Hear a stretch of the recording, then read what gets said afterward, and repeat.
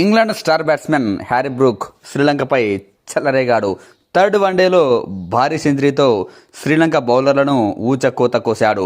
ఆడుతోంది one day match అయినా టీ20 తరహాలో, ఇంకా చెప్పాలంటే అంతకు మించి రెచ్చిపోయాడు. 66 బంతుల్లోనే 136 పరుగులు చేశాడు హ్యారీ బ్రూక్. 11 ఫోర్లు, 9 భారీ సిక్సర్లతో. అంటే తన స్ట్రైక్ రేట్ 206. నిజంగా టీ20 తరహాలోనే ఇలాంటి బ్యాటింగ్ చూడగలం. అది కూడా ఇంతటి భారీ ఇన్నింగ్స్ ఆడటం తక్కువ బంతుల్లో చాలా కష్టం. అయినప్పటికీ శ్రీలంక లాంటి డిఫరెంట్ పిచ్లపై కూడా హ్యారీ బ్రూక్ చెలరేగాడు. నేను చెప్పాలంటే ఈ మ్యాచ్లో బ్రూక్ 40 ఓవర్ల వరకు తన స్కోర్ జస్ట్ 35 పరుగులతో ఆడాడు. అంటే చివరి 10 ఓవర్లలోనే తను ఒక్కడే సెంచరీ సాధించాడు. ఇంగ్లాండ్ కూడా దాదాపు 150 పరుగులు చేసింది చివరి 10 ఓవర్లలోనే. దీంతో ఇంగ్లాండ్ భారీ స్కోర్ కూడా సాధించింది. 50 ఓవర్లలో 3 వికెట్లు మాత్రమే కోల్పోయి 357 పరుగులు చేసింది. హ్యారీ బ్రూక్ తోడు జో రూట్ కూడా సెంచరీ సాధించాడు. ఇక చివరి 5 ఓవర్లు అయితే Harry Brook another level batting అని చెప్పొచ్చు.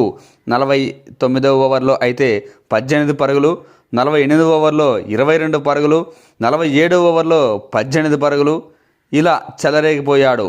ప్రతి ఓవర్కు కూడా చివరి 5 ఓవర్లలో 15 పరుగులకు పైగానే చేశాడు బ్రూక్. తను చివరి వరకు క్రీజ్లో ఉండి ఇంగ్లాండ్ భారీ స్కోర్ చేయడంలో కీ రోల్ ప్లే చేశాడు.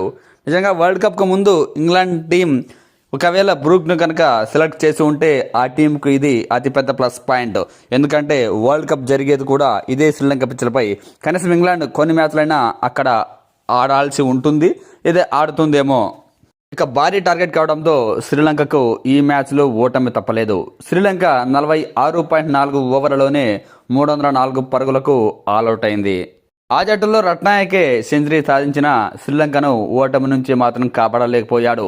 అతను మినహాయిస్తే మిగతా బ్యాట్స్మెన్లు ఎవరు చెప్పుకోదగ్గ స్కోర్లు సాధించలేకపోయారు. దీంతో ఆ జట్టుకు ఓటమి తప్పలేదు. ఫస్ట్ వన్డే గెలిచిన శ్రీలంక సెకండ్ వన్డేలోనూ ఓడింది.